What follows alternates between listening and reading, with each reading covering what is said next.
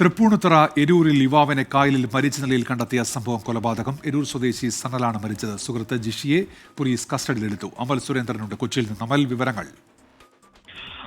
ഉന്മേഷ്, ഇന്ന് രാവിലെയാണ് തൃപ്പൂണിത്തുറ ഏരൂരിൽ യുവാവിനെ കായലിൽ മരിച്ച നിലയിൽ കണ്ടെത്തിയത്.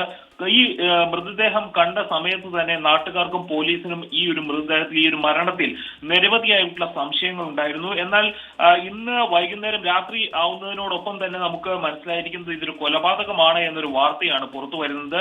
ഏരൂർ പെരിക്കാട് തമ്പി എന്ന് വിളിക്കുന്ന സനലാണ് മരിച്ചത്. 43 വർഷമായിരുന്നു. ഈ സനലിന്റെ സുഹൃത്ത് തന്നെയായിരുന്ന ഷിജിയും തമ്മിൽ മദ്യപാനത്തിനിടെ ഉണ്ടായ അടി, ആ ഒരു അടിയാണ് ഈ ഒരു കൊലപാതകത്തിലേക്ക് നയിച്ചത് എന്നാണ് ഇപ്പോൾ നമുക്ക് മനസ്സിലാക്കാൻ സാധിക്കുന്നത്. മറ്റു രണ്ട് സുഹൃത്തുക്കൾക്ക് ഇവർക്കൊപ്പം ഉണ്ടായിരുന്നു. അവർക്ക് വേണ്ടിയിട്ടുള്ള തിരച്ചിൽ നടത്തുകയുണ്ട്. ഇവർ പോയതിന് ശേഷമാണ് അടിപിടി ഉണ്ടായത് എന്നാണ് പോലീസിന്റെ അന്വേഷണത്തിൽ നിന്ന് മനസ്സിലായിട്ടുള്ളത്.